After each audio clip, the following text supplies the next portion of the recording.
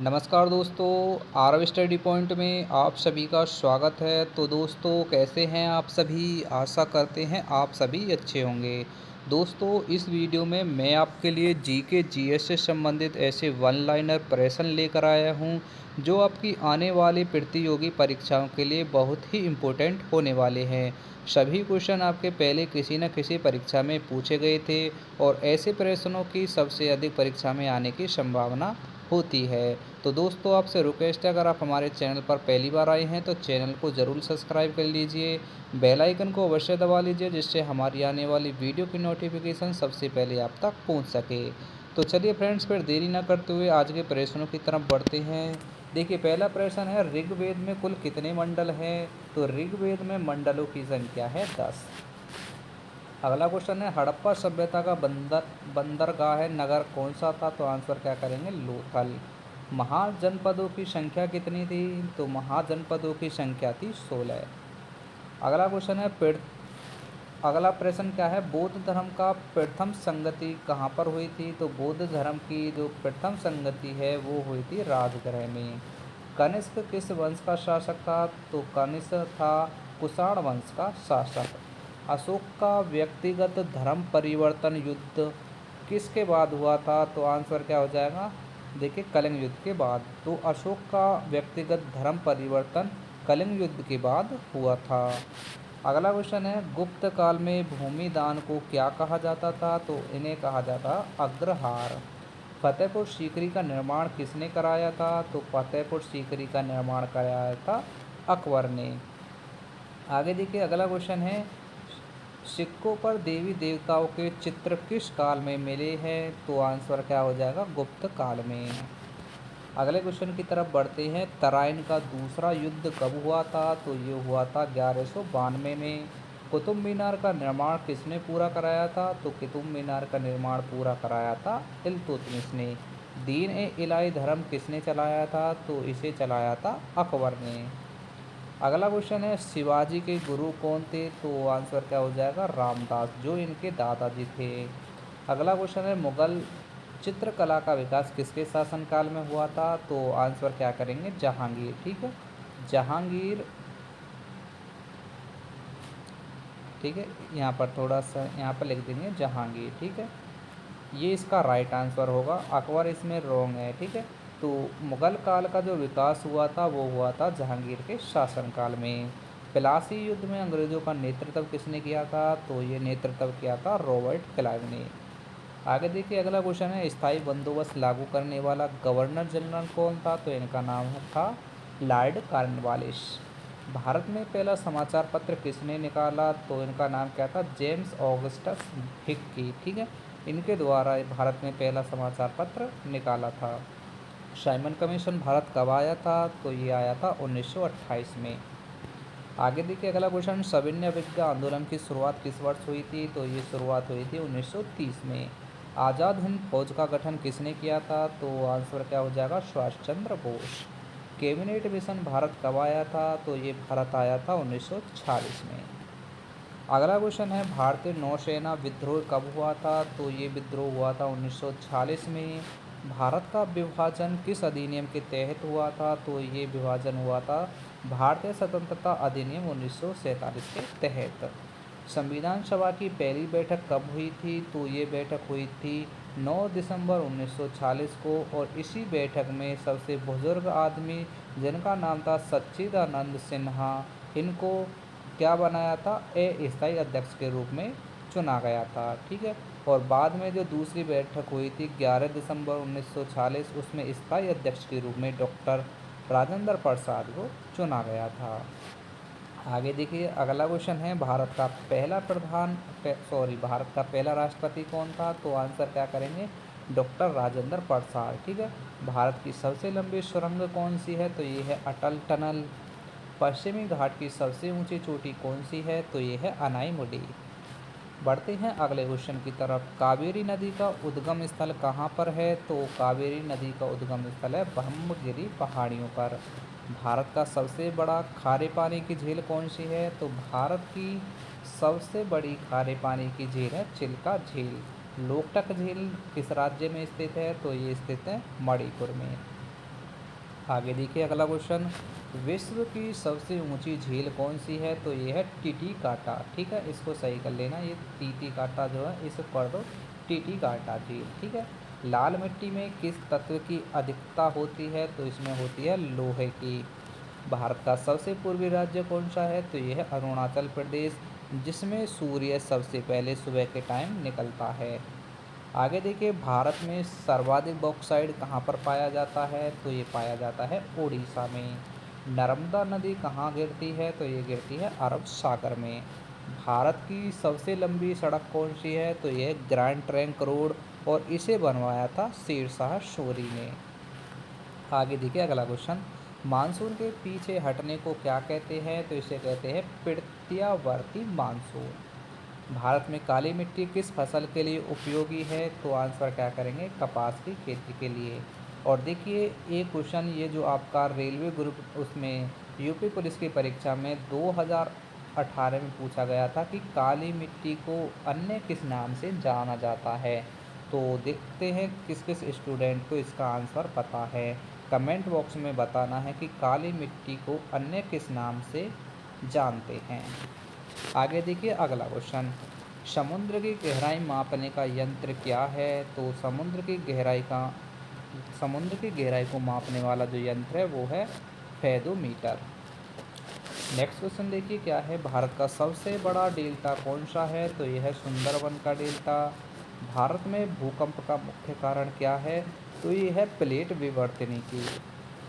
हिमालय का निर्माण किससे हुआ था? तो प्लेटों के टकराव से हुआ था हिमालय का निर्माण। अगला क्वेश्चन है, भारत का सबसे बड़ा मैंग्रोव वन कहाँ पर है? तो यह है सुंदरबन में। ग्रीष्म काल में लू क्यों चलती हैं? तो आंसर क्या करेंगे? उच्च तापमान के कारण। भूमध्य सागर किन दो देशों के बीच स्थित है? तो ये स्थित है यूरोप और अफ्रीका के मध्य। नेक्स्ट क्वेश्चन है, भारत की सबसे ऊंची चोटी कंचनजंगा किस राज्य में स्थित है? तो ये स्थित है सिक्किम राज्य में।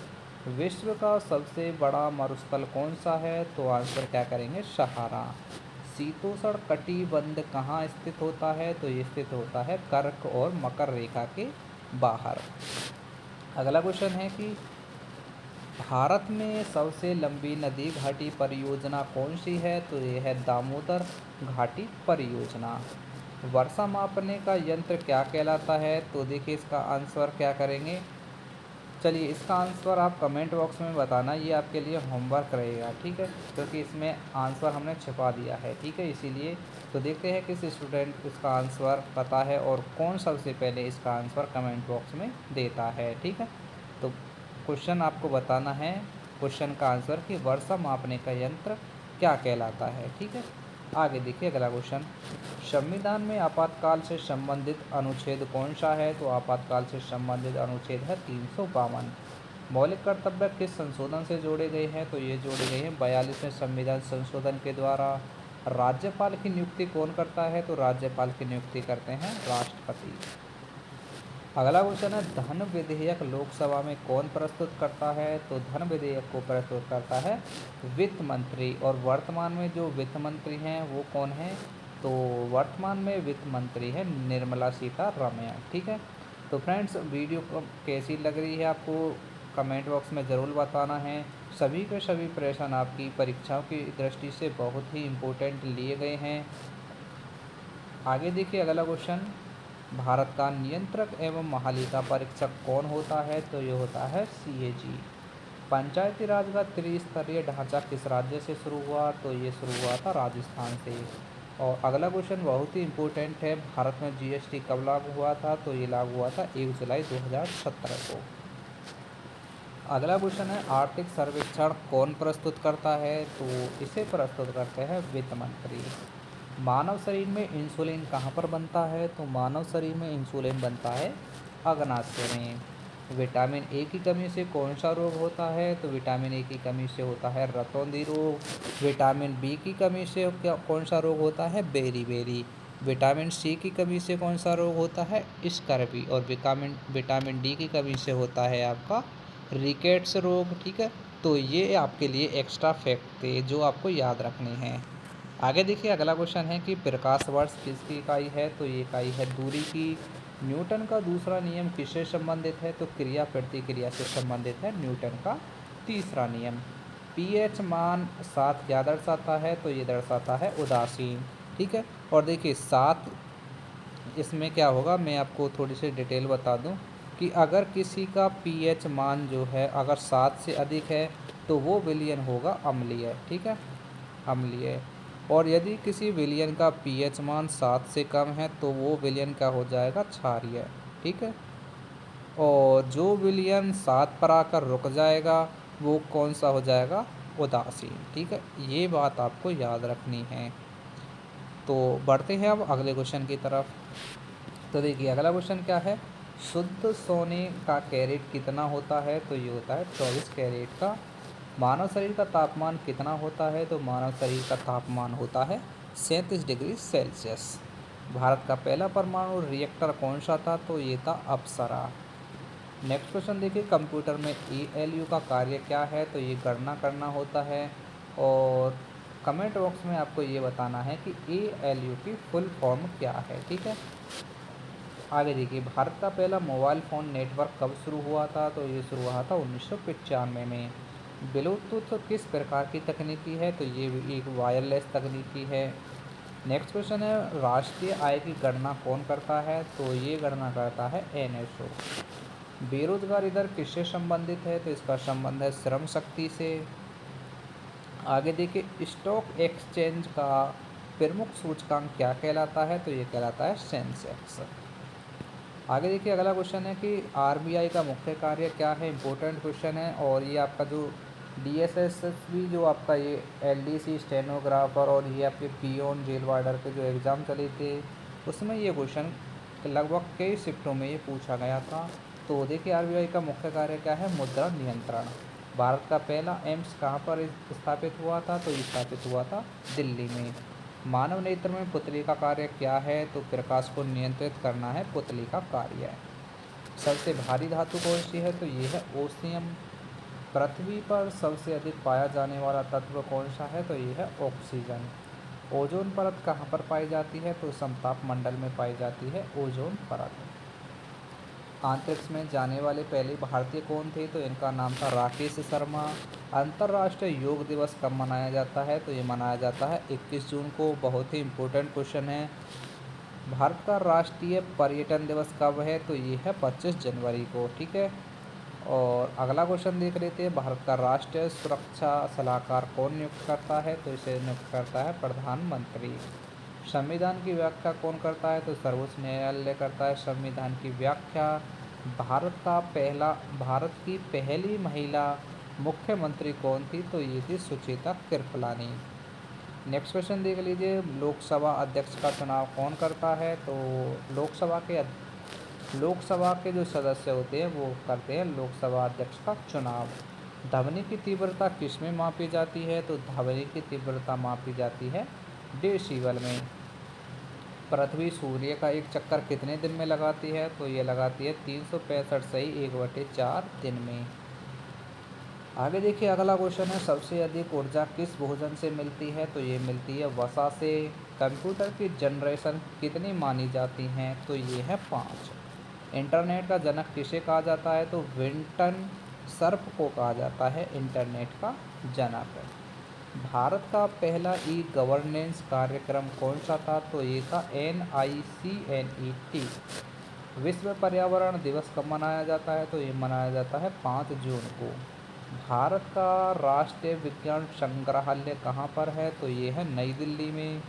आगे देखिए अगला क्वेश्चन है, सबसे तेज़ दौड़ने वाला जानवर कौन सा है? तो सभी को पता होगा, आंसर क्या है? चीता।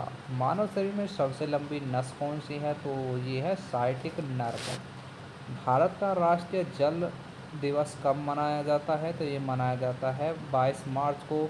अगर आपसे में पृथ्वी दिवस की बात करें तो ये मनाया जाता है 22 अप्रैल को। ठीक है, आगे देख लेते हैं अगला क्वेश्चन है कि संविधान में कुल कितनी अनुसूचियां हैं? तो 12 हैं। और भारत का सबसे पुराना विश्वविद्यालय कौन सा है? तो ये है कलकत्ता विश्वविद्यालय। सूर्य ग्रहण कब होता है? तो अमावस्या को होता है सूर्य ग्रहण। और देखिए आज की वीडियो का अंतिम प्रश्न है, चंद्र ग्रहण कब होता है, तो पूर्णिमा के दिन होता है चंद्र ग्रहण।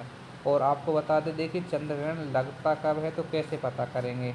तो आपको पता है कि चंद्र ग्रहण कब होता है, शाम को होता है, ठीक है। तो इसका मतलब क्या है, देखिए ये आपके लिए एक ट्रिक है। मैंने लिखा चंद्र ग्रहण शाम को होता है, तो एस से क्या हो जाएगा, शन, ठीक है। ए से क्या हो जाएगा, इसे कर दो अर्थ, ठीक है। और एम से कर दो मून, ठीक है। तो इसका मतलब है कि जब पृथ्वी सूर्य और चंद्रमा के बीच में आ जाती है तो तब होता है चंद्र ग्रहण, ठीक है। और देखिए सूर्य ग्रहण कब होता है उसकी भी मैं आपको ट्रिक बता देता हूँ।